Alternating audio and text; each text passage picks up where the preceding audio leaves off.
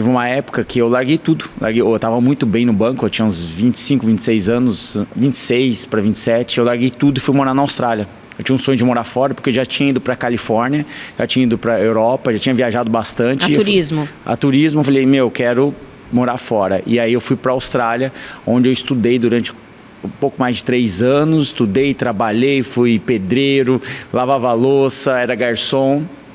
Eu tinha que me virar para ganhar um dinheiro e estudar também. E aí depois eu voltei para o Brasil.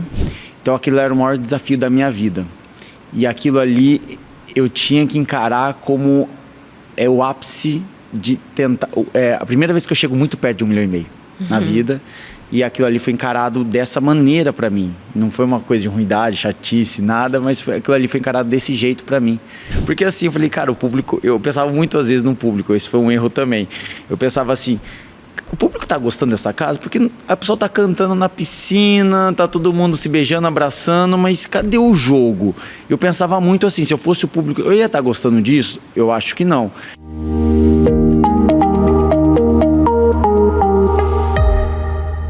Oi, gente! O Pode Sempre tá no ar, o podcast que adora falar da saúde dos famosos. E eu quero aproveitar e contar uma novidade para vocês. A Pague Menos é patrocinadora do Big Brother Brasil. Olha só que legal. Então, nessa edição, a gente vai ter pela primeira vez uma rede de farmácias patrocinando o BBB. E falando em BBB, a gente está aqui hoje com um convidado super especial. Ele é lá de São José dos Campos, mas mora em São Paulo, tem 37 anos, é formado em administração de empresas e participou dessa edição desse ano do Big Brother Brasil. O Pode Sempre de hoje dá as boas-vindas a ele.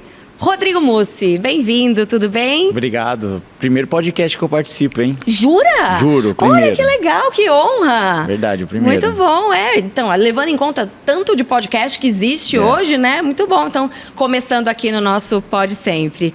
Vamos então começar falando lá da sua infância. Vamos começar aí. Me fala um pouquinho, como é que foi sua infância? Você nasceu lá em São José dos Campos, então foi uma infância aí no interior, né? Sim, foi em São José dos Campos, nasci no interior. Bom, brincava bastante, machucava bastante também quando criança. E logo na adolescência eu praticava muito futebol, esporte direto, também me machucava no futebol. E depois já fui fazer faculdade, fazer estágio e trabalhar no mundo corporativo. Sim, vamos destrinchar isso aí. Como que era você na escola? Você era bom aluno? Você deixava... Ia só levando, passando a média? Hoje eu descobri com o tempo que eu tenho um pouquinho de déficit de atenção. E na época eu falei, cara, eu não conseguia entender algumas coisas, eu demorava muito, eu viajava nas aulas. E eu era esforçado, mas tinha uma dificuldade de prestar atenção na época, quando criança. E naquela época isso não era muito falado, né? Não. As pessoas não entendiam o que era. Ninguém sabia. Sim. E aí como é que foi? Mas você conseguiu passar, foi indo? Nos trancos e barrancos, né? Foi, né? Foi passando. E o que você sente que você trouxe da sua infância até hoje, assim? O que você acha que foi importante?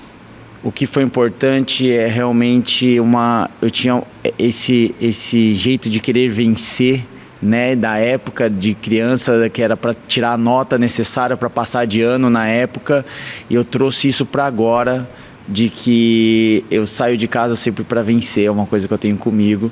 E desde criança eu trago isso. Mas você acha que é uma coisa de competitividade ou é você com você mesmo? Sou eu comigo mesmo. Alguns momentos eu confundo com a competição, né?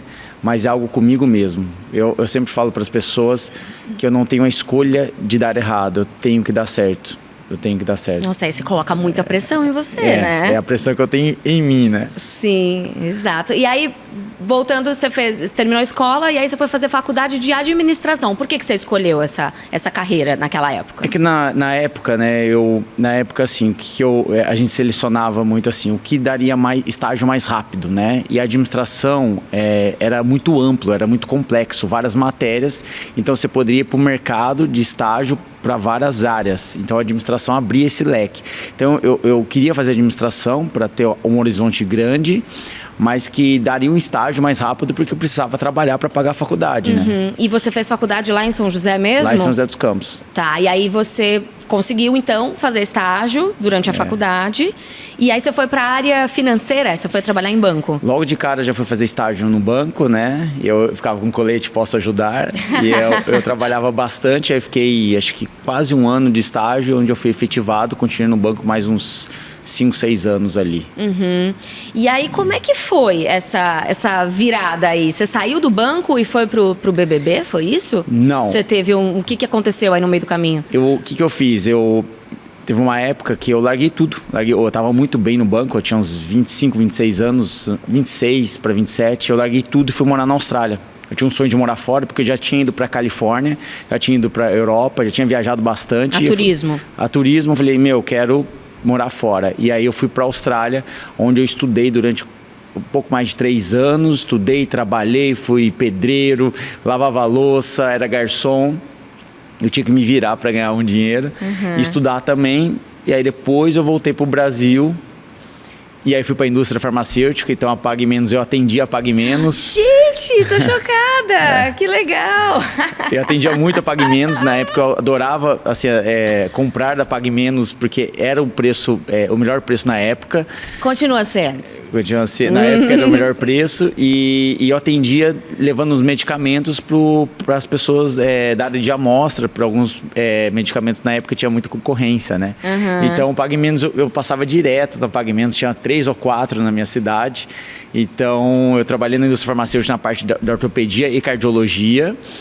Aí depois eu fui para uma empresa da Califórnia que faz aparelho invisível. Aquele invisível, tá, já usei esse aparelho. E aí foi um ápice na minha vida corporativa, porque era um sonho aquela vaga. Foi uma pressão de 7, 8 etapas na época e eu passei.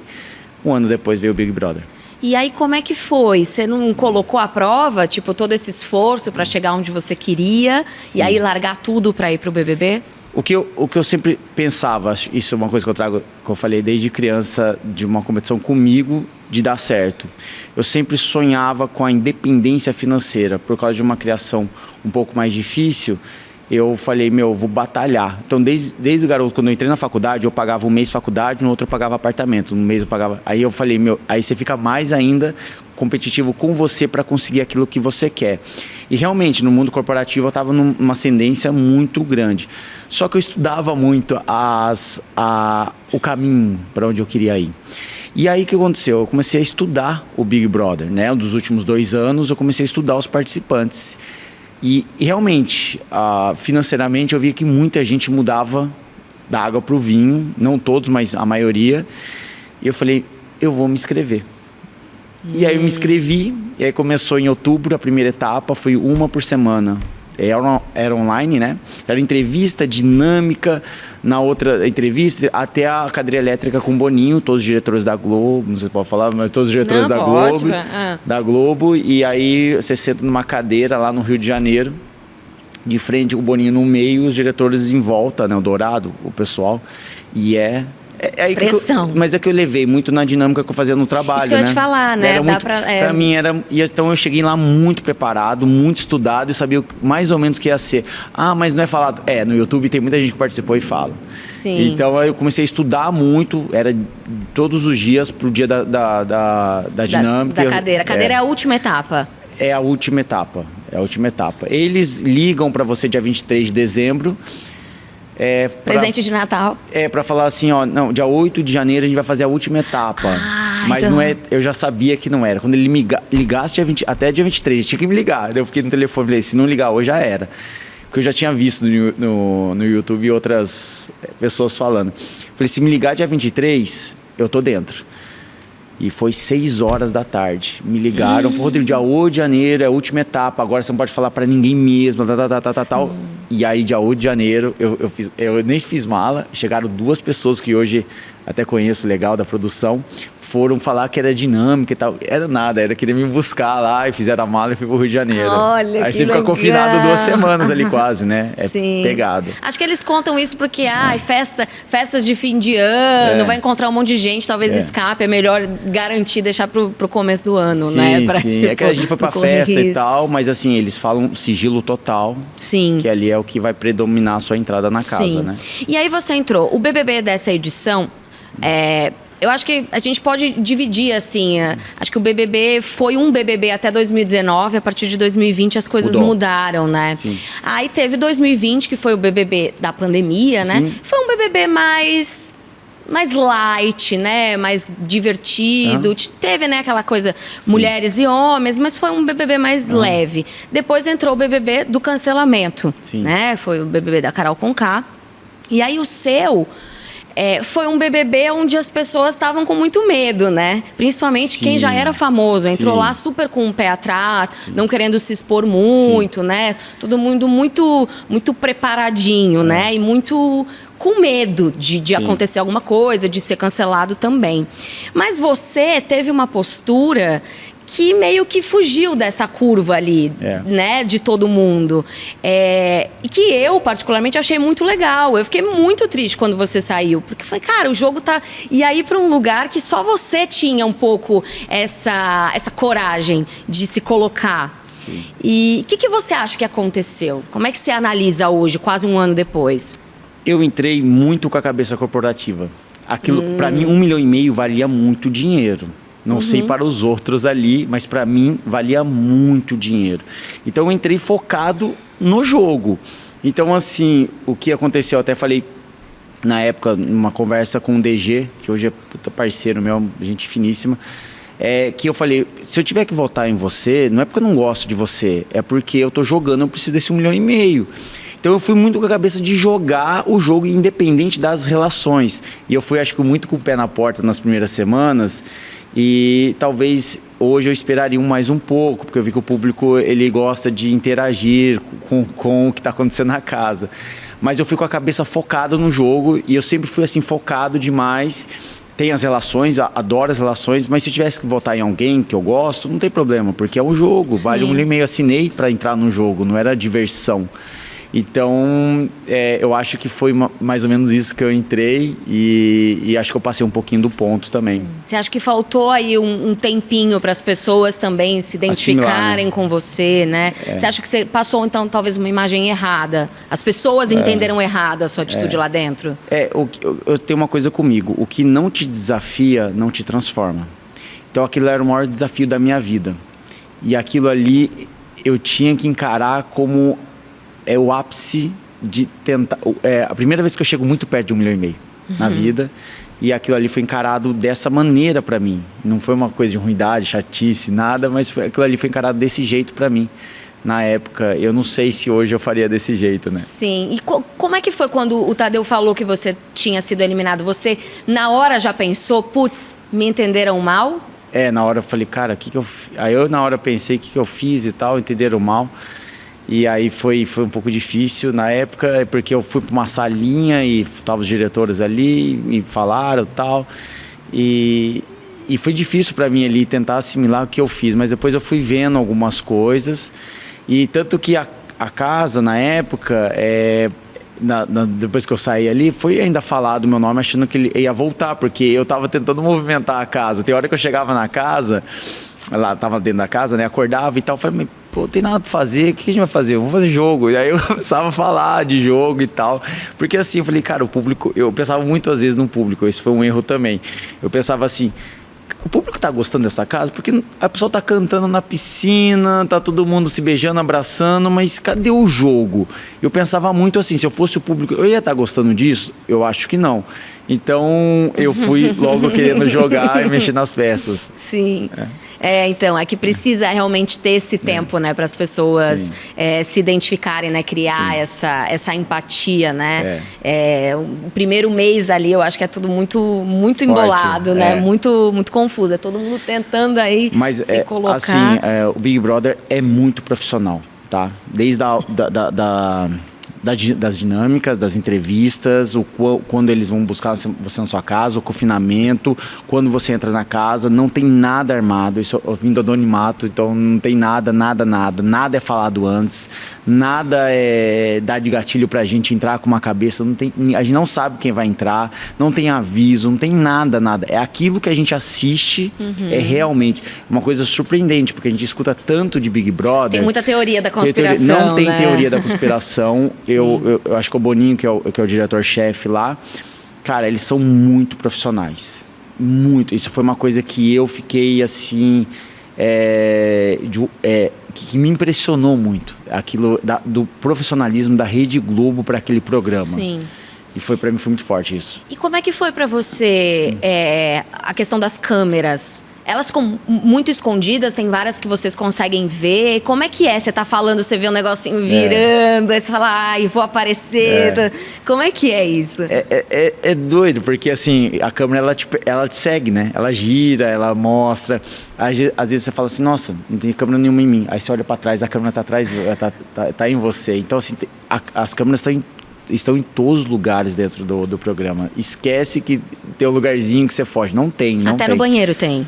No banheiro tem, só que no banheiro só se fizer algo realmente, talvez, que seja risco para a saúde. Sim. E tal, eles têm a câmera por causa disso mesmo. Você nunca mostra. Mas eu acho que nunca vai mostrar o que a gente faz dentro do banheiro. Mas ali. Aí demora, não dá uma vergonhinha no começo? No começo dá. Imagino. No começo dá muita vergonha.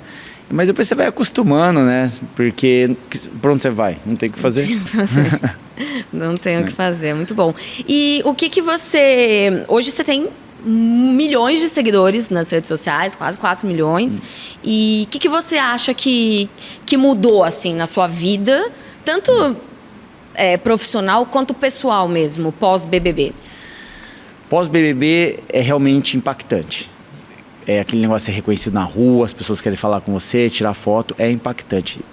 Para quem é famoso, talvez seja, até para eles é impactante, mas já está acostumado já a ser reconhecido. A gente não, que veio do anonimato. Então, é aquilo que você fala, nossa, estão olhando para mim, estão tirando foto comigo. E assim, ainda demora para cair a ficha, demora muito tempo para cair a ficha, e até hoje às vezes não cai, tá? E você gosta? Eu gosto, adoro.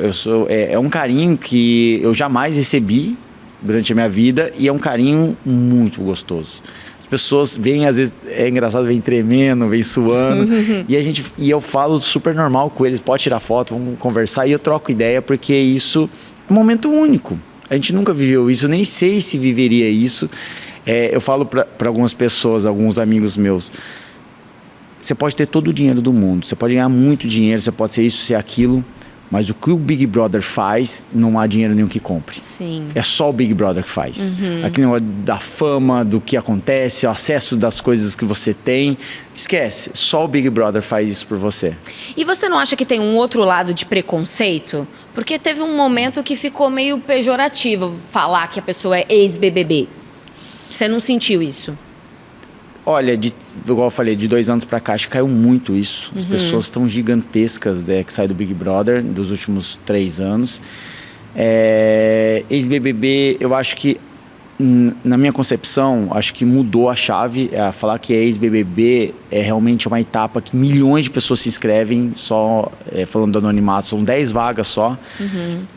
Então, assim, é motivo de orgulho. Sim. De orgulho, hoje você ter participado no maior programa do país ou do mundo, Big Brother, né? Mundialmente, acho que é o maior, e ser reconhecido no Brasil todo como uma pessoa que participou de um programa tão famoso no mundo, né? Sim. E o que você, depois que você saiu do BBB, agora, o que você tá... o que você está almejando aí, o Rodrigo estrategista? O que você quer da sua carreira? Você quer migrar mesmo para uma carreira artística? Porque você trabalhou como repórter, né, em alguns festivais esse ano. Qual que é o seu objetivo? Eu fui chamado, né, na época, no Lollapalooza eu trabalhei algumas coisas no Multishow, pode falar o canal? Pode. Multishow, pela Rede Globo. Depois vim o Rock in Rio, ali foi o ápice. Ali pra mim também, eu falei, nossa, eu tô entrevistando os cantores, tô entrevistando os famosos, e aquilo pra mim foi muito bacana, foi muito diferente. E eu falei, gostei, tô gostando desse caminho. E ali logo que eu saí, a Globo me colocou numa oficina de talentos dela, da parte de entretenimento, que eu fiz ali, acho que foi 3 ou 4 semanas, pegado 2 vezes por semana online. E eu falei, tô gostando porque treina dicção, treina memória, treina tudo. Coisas que eu nunca tinha imaginado na vida. E ali eu falei, cara, eu gostei desse estilo apresentação, repórter, algo que a gente, igual você tá fazendo aqui, né, ter total experiência. É muito gostoso quando você experimenta da fruta, né? Que a gente fala que a gente pega gosto, não consegue tirar mais, e vem novos projetos aí pela frente, mais na internet também, mas é uma coisa que ainda a gente está encaminhando para agora, novembro, dezembro. Tá, então esse lado seu mais corporativo, você vai tentar usar o que você aprendeu lá, mas focado na carreira mais artística. O que eu gosto é o seguinte, eu gosto do empreendedorismo também. Então é uma coisa que eu estudo por fora, algo que eu vou ter para o ano que vem, então, abrir alguma coisa em sociedade com algumas pessoas. Não vou conseguir largar desse meio de negócios, amo. E talvez seja uma coisa que seja para engajar as pessoas a empreender, a focar, a se desafiar. E talvez seja um caminho muito legal também que eu queira fazer, porque muita gente tem isso na cabeça de empreender ou de trabalhar no mundo CLT. Acho que tem muita informação para trazer. Sim, legal. E você falou que no Rock in Rio, que você entrevistou um monte de gente, você encontrou alguns ídolos seus desde que você saiu do BBB?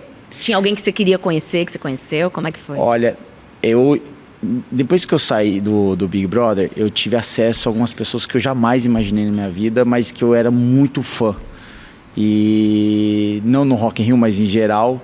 Thiago Life, para mim, ele é fora da curva. Eu acho ele é uma pessoa, assim, um profissional, uma pessoa que foge aqui que eu possa falar de elogios para ele.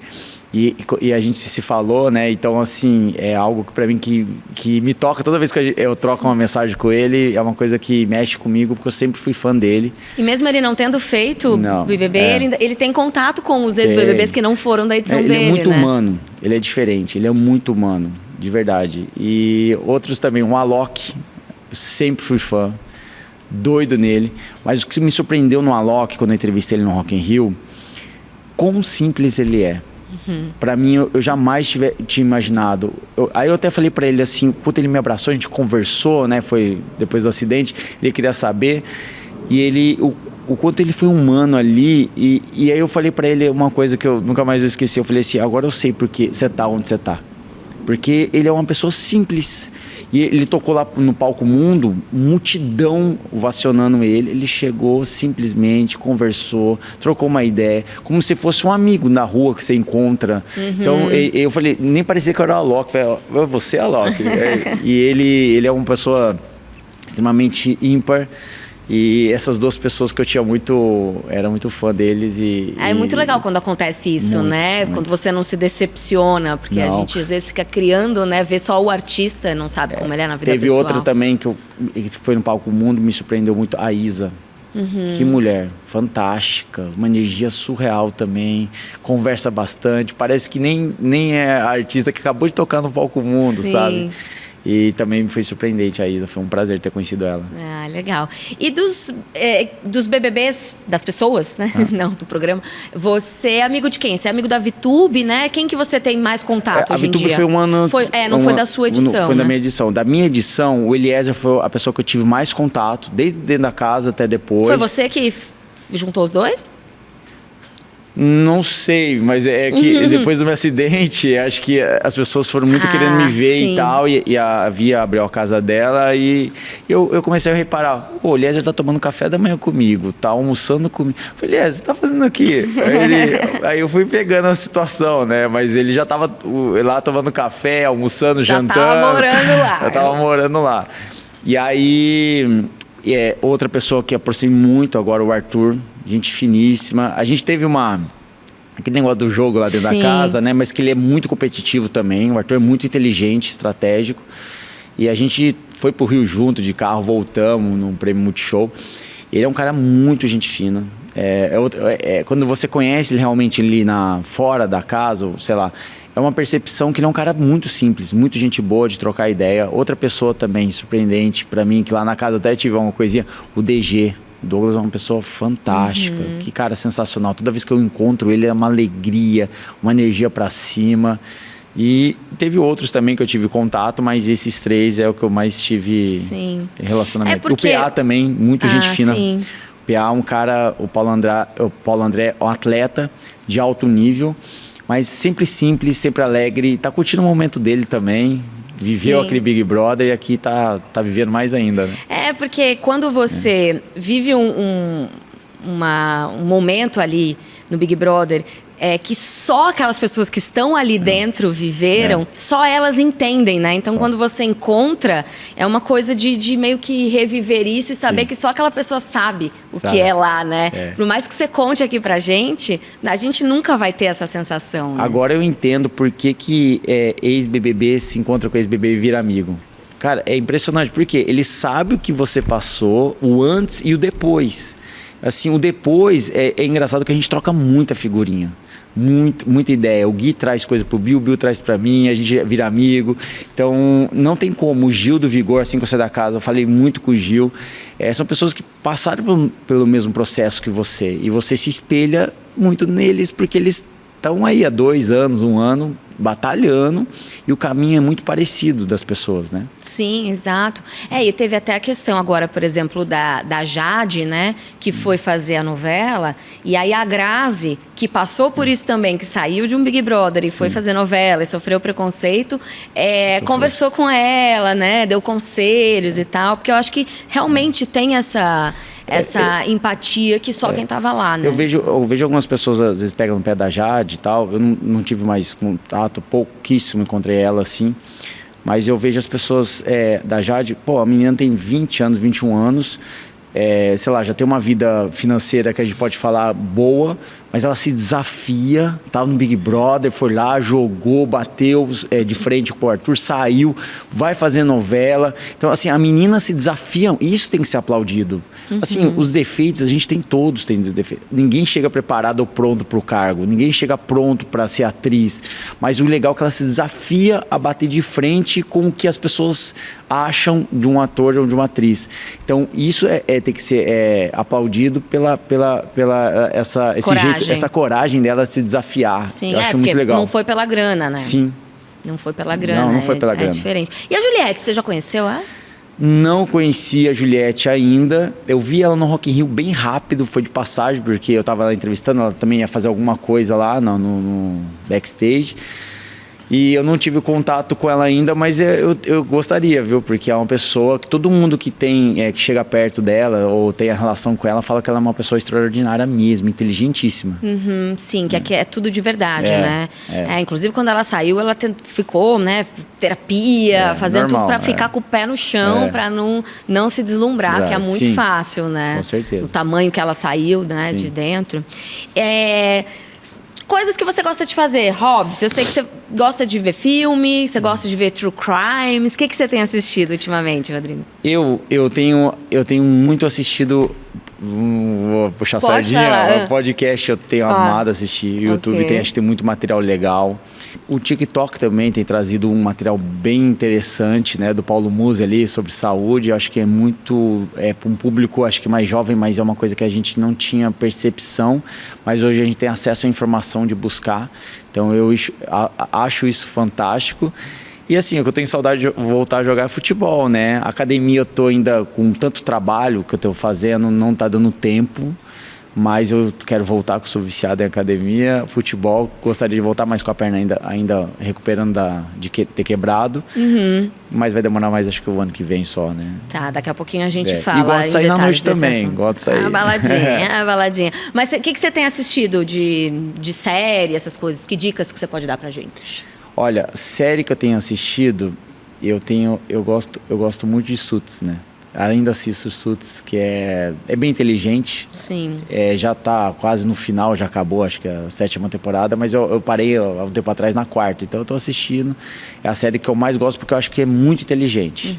O jeito que é levado, o jeito que é conversado, o jeito que leva a série sei lá, desmembrar lá dentro. Pelo que você falou aqui do seu jeito, eu acho que você vai gostar de Succession. É bom? Que é bem essa coisa também do mundo corporativo, mas é uma família, sabe? Sim. Então ali ficam as brigas entre as famílias. Legal. Você vai gostar. É bem boa. Vamos falar de saúde agora, então? Você já deu umas pinceladas aí, mas primeiro deixa eu só falar que o nosso podcast aqui tem esse diferencial que foca mesmo na saúde, né? Que, afinal de contas, é o objetivo da Pague Menos, é trazer saúde para todos os brasileiros. Você faz check-up? Deveria fazer mais. Não faz nenhuma vez por ano. Olha, agora eu estou fazendo mais, né? Sim. Por causa do acidente eu estou fazendo mais check-up, mas é impressionante como cada check-up não é a mesma coisa do que você imagina 6 meses atrás, né? E eu até deveria ter feito mais antes do acidente, porque eu descobri muitas coisas que faltava por causa do check-up. Sim. Então vamos já então ir para o acidente, Rodrigo. É um assunto mais delicado, mas conta pra gente, assim, tudo que você lembra, conta um pouquinho da cronologia, como é que aconteceu. Eu estava na final, né, São Paulo e Palmeiras, curti demais, foi muito legal. Lá no Morumbi? Lá no Morumbi, com os meus amigos. De lá eu fui para uma casa, estava tendo um after numa casa de uma amiga e tal, mas saiu de lá 3 ou 4 da manhã, eu chamei um carro de aplicativo e acabou acontecendo um acidente. Eu só lembro entrando dentro do carro, depois não lembro de mais nada. E aí acordando no hospital, só eu falei, tô na cama, eu vi um monte de enfermeiro médico, eu falei, que isso? Aí na hora, aí eles falaram, já tomou consciência, porque eu acho que eu demorei 2 semanas para tomar consciência. Isso que eu ia te falar, quanto tempo depois 2 você acordou? semanas quase, Aí tomei consciência, eu falei, aí começaram a explicar para mim. O que tinha acontecido, eu assustado ali. E a primeira coisa que eu pedi, posso ir no banheiro? Aí a enfermeira, pode. Aí, a primeira coisa que eu pedi, me levantaram, né? E eu fui pro banheiro, aí tinha um espelho gigante lá, e eu comecei a olhar aquilo. Eu tava quase 40 quilos mais magro. E aí eu olhei na frente do espelho, e eu passou ali 5, 10 minutos, e eu não conseguia parar de olhar no espelho. 15 minutos, eu lembro que deu um tempão, e aí eu comecei realmente a chorar, porque eu falei, não é isso que eu luto. Meu pescoço fininho, tava muito, muito, muito magrinho, a cabeça ainda tava, né, ainda tava um pouco desfigurado o corpo.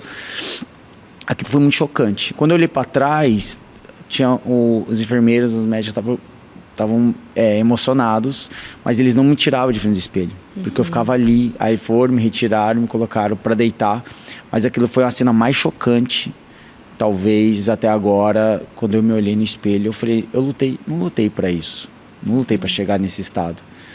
E aquilo foi muito forte, logo depois. E aí você, ali naquele momento, eles te informaram, você conseguiu assim assimilar um pouco do que tinha acontecido? Demorou uns dias para assimilar, tal, depois que eu tomei consciência.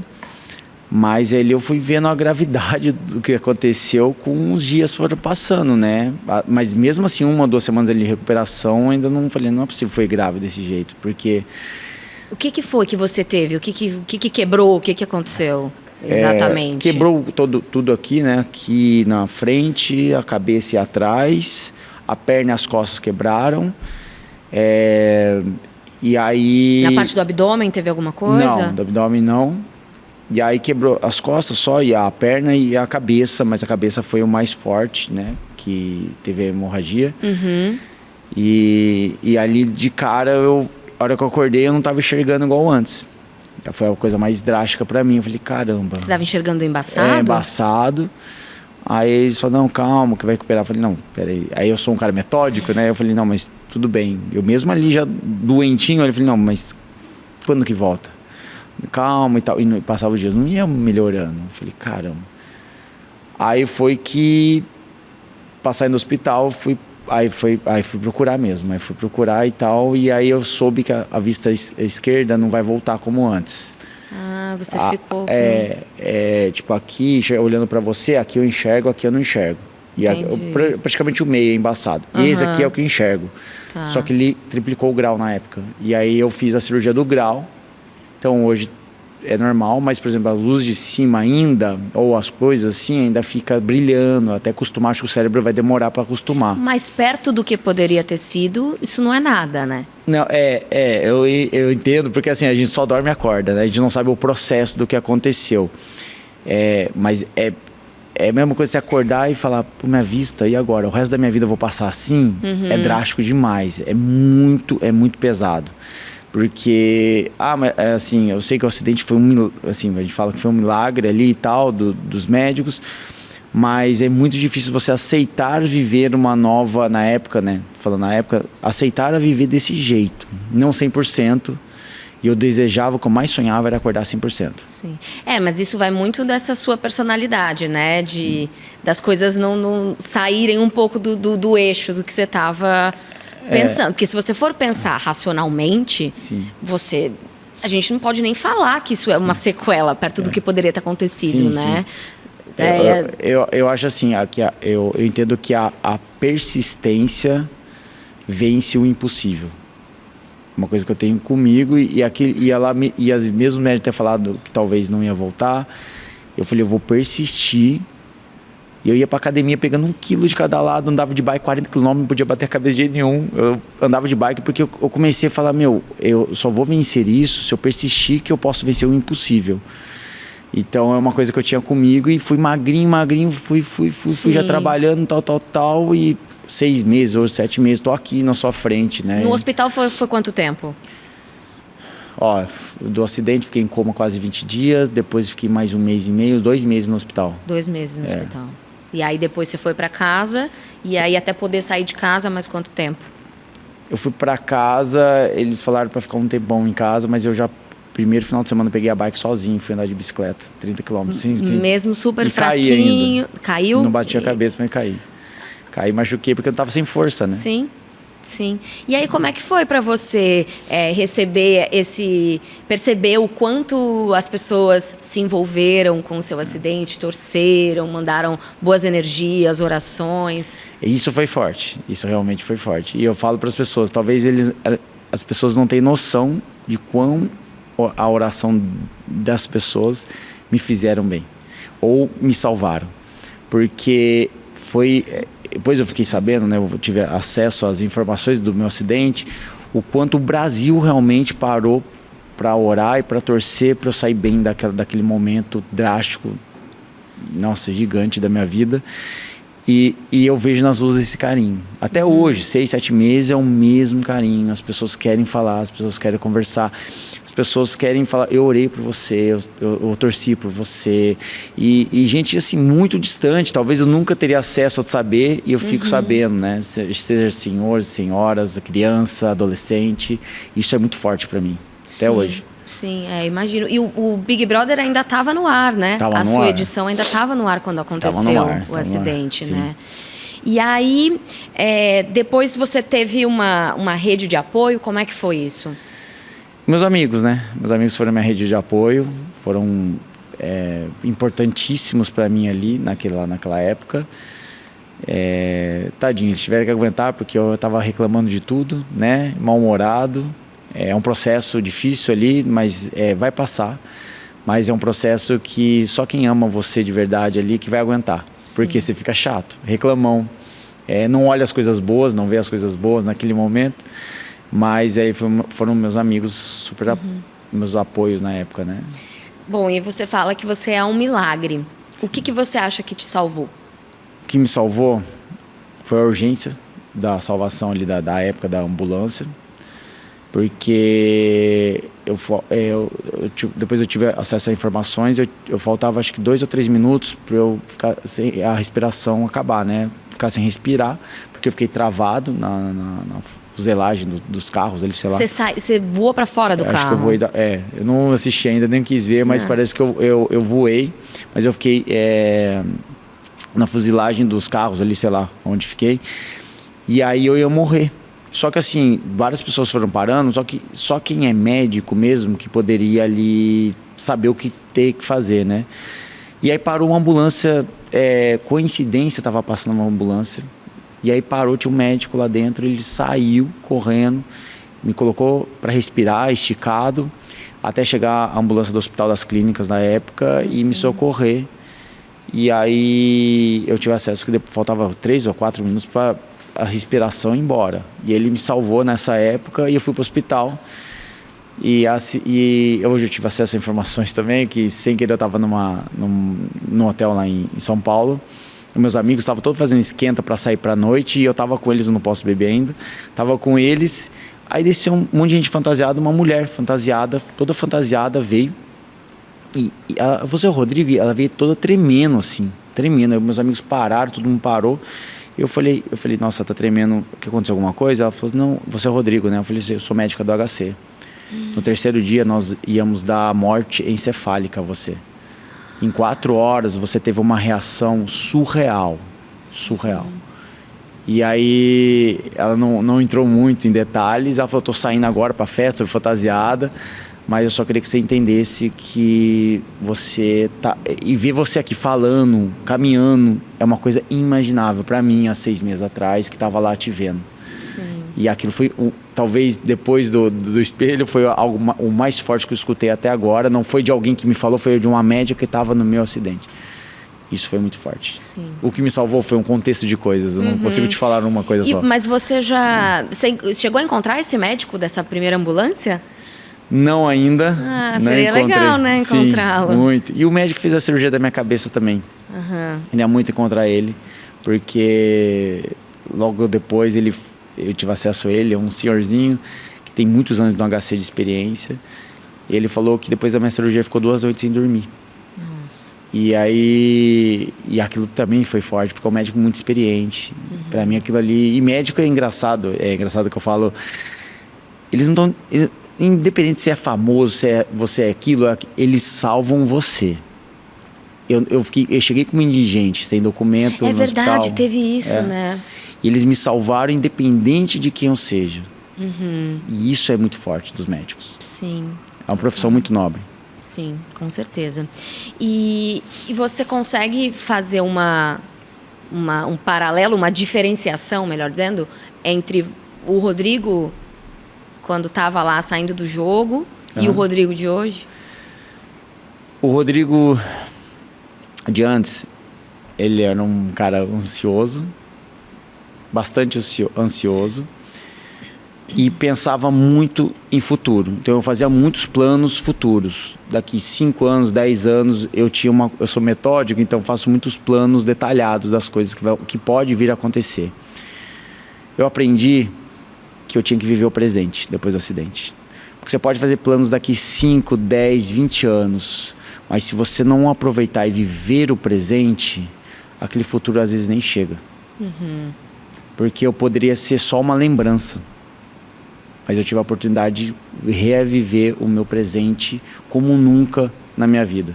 Você teve a oportunidade de nascer de novo, a gente pode falar assim, né? Sim. Comemorado, que dia você nasceu? 20 de setembro. E que dia você comemora a saída do hospital? Não, comemoro o dia do acidente, 31 de março. 31 de março e 20 de setembro. 2 datas. 2 datas, exatamente. Você acha que pode ter tido alguma relação, aí só curiosidade minha, o fato de você ser um cara que faz atividade física, que tem um porte, pode ter te ajudado nessa recuperação?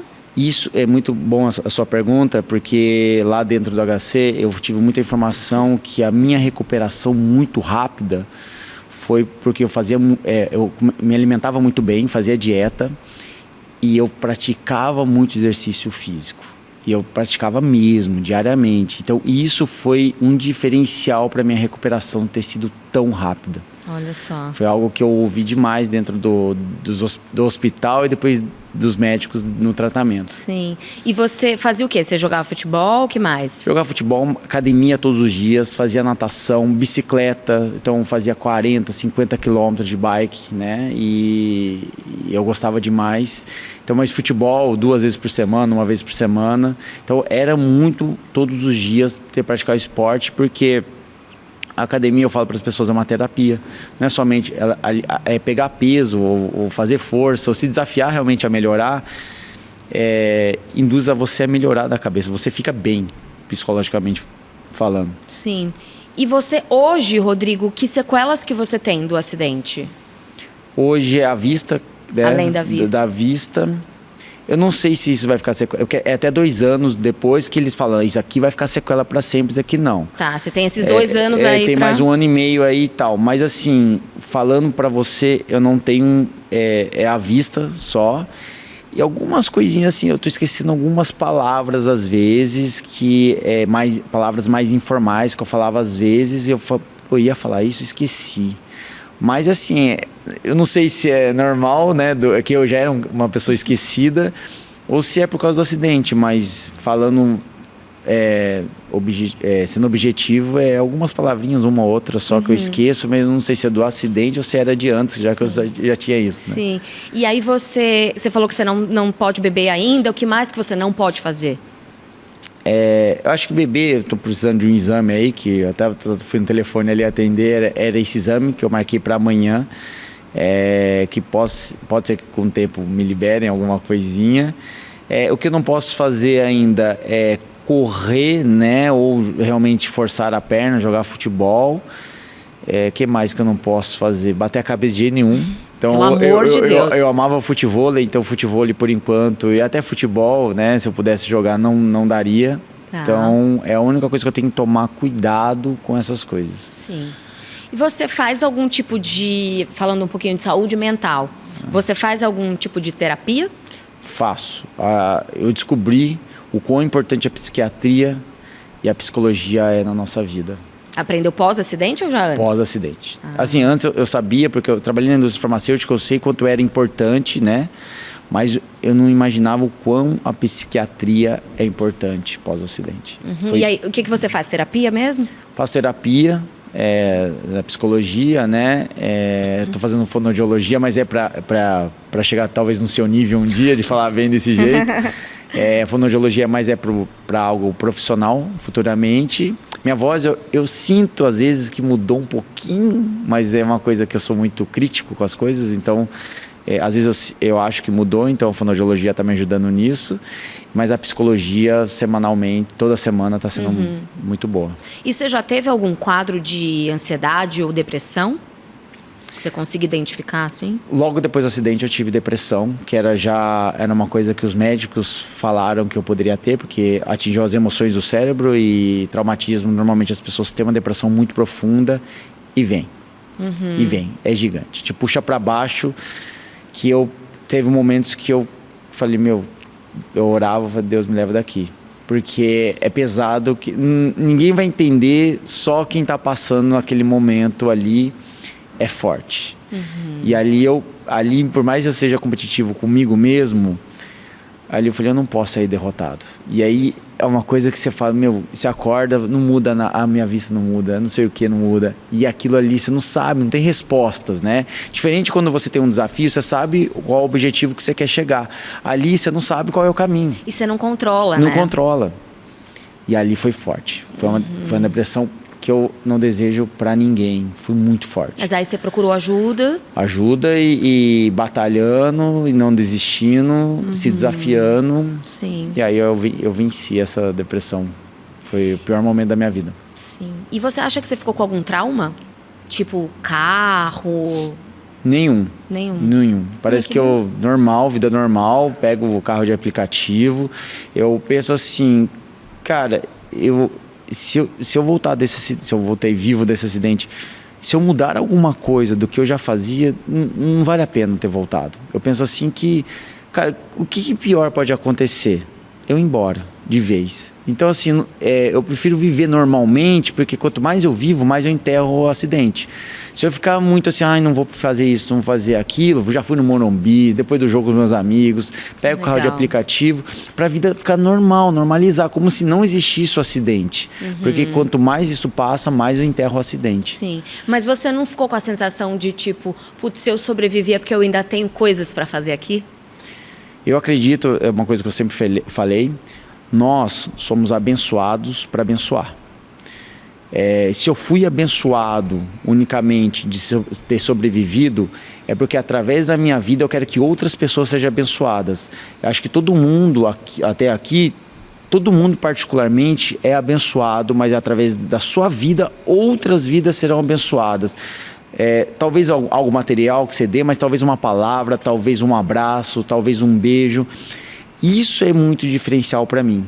Então, eu acho que, Rodrigo, você é abençoado por ter sobrevivido. Tá, mas não é para mim. Deus não abençoou individualmente uma pessoa. Eu acho que ele abençoou individualmente uma pessoa para que essa pessoa dê frutos em outras vidas. Isso é forte pra mim. Não, é verdade, porque a gente às vezes vai pra um pensamento meio egoísta mesmo, né? Tipo, não, se isso aconteceu comigo é porque eu ainda tenho muita coisa pra fazer, pra realizar. Sim. É legal ter essa inversão, né? De pensar no... Eu tô aqui, fiquei aqui pelo outro. Eu nem falo muito, tô aqui, eu voltei porque... Não sou assim, não sou, eu acho que... Pra minha concepção, tá? É um pensamento muito pequeno, acha, nossa, sobrevivi agora, tem muita coisa. Não tem, não. Você tem que talvez mudar, engajar ou mudar ou motivar as pessoas a fazer algo diferente da vida dela.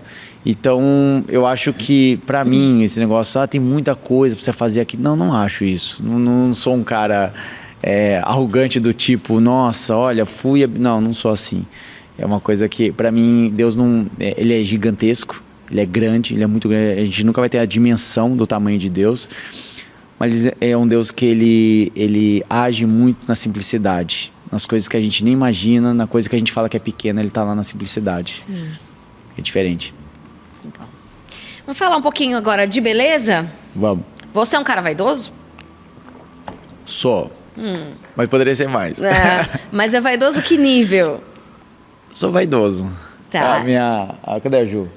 Ela não tá aí? Tá aí. Ela sabe, olha, eu tô bem, não sei o que, a foto tá legal, não sei o que, sou vaidoso. Tá. E você faz vaidoso a ponto de fazer aí intervenções estéticas? Você faz alguma coisa? Tipo um botox? Botox, o que aconteceu? Pós-acidente, uma sobrancelha estava levantando mais que a outra, um olho quando eu sorria estava menorzinho que o outro. Então a parte de botox ajeitou o rosto nessa que mudou um pouco assim depois do acidente. Colocou simétrico de novo. Eu perdi muita massa óssea também pós-acidente e realmente me deram toca aqui no queixo para voltar. Você fez tipo um preenchimento. Porque senão não voltava mais, né? Porque eu tive muita perda muscular, óssea aqui do rosto, ficou muito... emagreci 40 quilos, sim. Então não voltaria normalmente, né?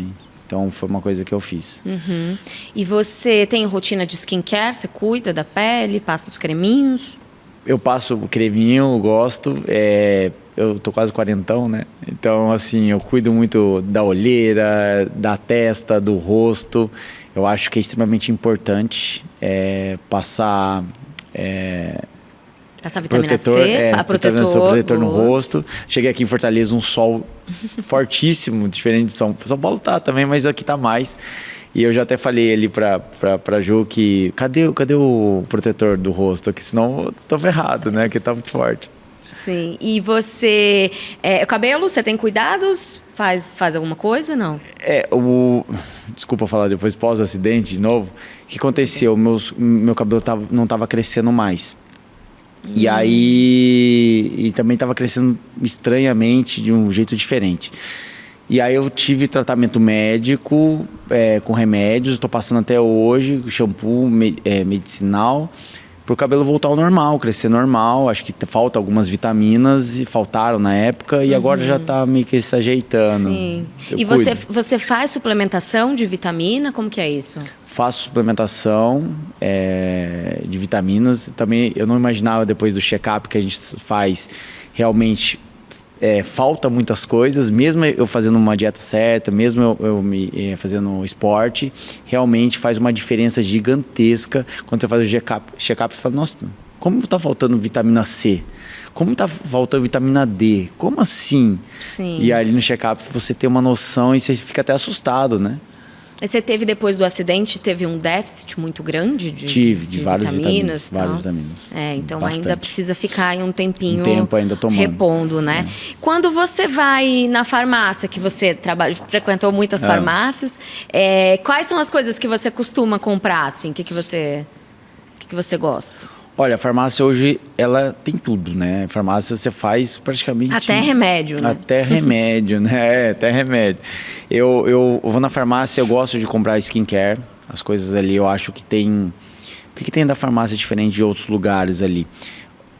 Tem direcionamento. As pessoas que atendem a gente, direciona a gente, realmente entende, porque eu fui representante. A gente tinha todo o treinamento do corpo da farmácia. Então, o pessoal da farmácia entende bastante, a gente explica os estudos e para que serve remédio e para que não serve. Então, o skincare é ainda mais importante, porque eles batem cartão na farmácia, o pessoal da representação. da indústria do skincare. Então, eu acho que é muito completo hoje a farmácia, até para coisas que eu gosto lá, chocolate sem açúcar tem lá. Tem salgadinhos sem, sei lá, menos carbo e tal, a farmácia tem tudo isso daí. Tá, então você vai para a parte de comida também da farmácia, também. Entendi. Agora vamos falar desse coraçãozinho. Sim. Tá solteiro? Tô solteiro. Tá enrolado? Tá solteiro? Solteiro. E você tem sonho de se casar, de ter filhos? Como que é isso? Tá aí já na sua planilha do Excel, dessas metas? Não tá. eu já tive mais a vontade de casar e ter filho, de ter família, porque é uma coisa que eu não tive muito assim, então é uma coisa que eu tinha um sonho muito grande de ter a minha família, de experimentar do amor que eu nunca experimentei. Porque você pode ter tudo, né? Às vezes dinheiro, fama e tal, mas não compra pai e mãe saudáveis emocionalmente. Esquece, isso não existe, não há dinheiro que compre. E eu tinha um sonho, sim, de construir uma família, de ter filhos, de ser o que talvez meus pais não foram para mim, de uma forma diferente, do lado bom. Mas conforme o tempo vai passando, acho que essas coisas foram diminuindo, talvez pela recorrência de tudo que está acontecendo, mas ainda não desapareceu da minha vida. Talvez eu tenha esse sonho ainda permanece aqui de um dia ter família, filhos, quem sabe? Quem sabe? Olha, peraí que chegou alguma coisa aqui para você, Rodrigo. Boa. Temos um presente aqui Obrigado. da Pague Menos, do nosso delivery. Inclusive, olha, se você quiser pedir qualquer coisa aí, é só você ligar 4002-8282 que você recebe na sua casa. Mas se você não quiser receber na sua casa, você pode também retirar na loja, você pode comprar como você quiser e receber como você preferir, tá? O que tem aí dentro? Olha, tem colágeno, que olha. é muito bom. Bom, pele, muito. Né? Que mais Então, temos aí? Protetor solar. Protetor solar, olha aí, você acabou de falar. E facial também. Sim, né? muito porque importante. Facial é muito bom, né? E esses produtos, eles são da marca Dalf, que é a marca própria da Pague Menos, viu? Que é uma marca muito legal. Esse protetor, ele é bem sequinho, é ótimo, viu? Tem um VA e mais UVB. Legal, hein? Tem aqui... Olha, vitaminas? Polivitaminas. Ó. Nossa, Todas parece que a gente aqui. leu a sua mente, hein, Rodrigo? Nossa, que você eu tava precisando, tô precisando. Aí, ó, tá 60 vendo? unidades. Muito bom. O que mais? Tem mais? Olha. Quer sabonete? Gel pó-sol. Ah, gel pó-sol. Muito bom. Cara, eu nunca tive. Aí, é bom. Você legal. sai da praia e já passa depois do banho. Acalma dá a uma pele, acalmadinha. né? Uhum. Agora eu vou pra praia, verão. Aí... Sérum para as mãos, para deixar as mãos macias. É bom. Ter aquele toque suave. Academia ainda, né? É verdade, é verdade. E aqui o último, sabonete gel. Sabonete Isso aqui é importantíssimo. É, legal. Vamos só fechar a caixinha, colocar ela aqui um pouquinho pro lado. Muito bem. Aqui, garoto. Ótimo. Bom, agora pra gente encerrar, Rodrigo, vamos fazer um bate-bola rapidinho? Sim. Você falou que você gosta de comida, se alimenta bem, né? Qual que é a sua comida preferida? Olha, eu gosto muito de salmão. Amo salmão. De todos os tipos, cozido, cru. Tudo. E também estrogonofe. Estrogonofe, um clássico. A sua comida saudável, qual que é a sua preferida? Eu gosto muito de batata doce, né? É quando eu tô saudável, né? Quando eu tô mais saudável. Maromba. Sim. Proteína, né? O whey protein, isso é extremamente importante no tempo de almoço, a janta é muito, muito bom. E frutas. Eu gosto muito de frutas. Legal. A dieta é muito importante. Qual que é o seu lugar favorito no mundo? Olha, eu já viajei mais de 30 países no mundo.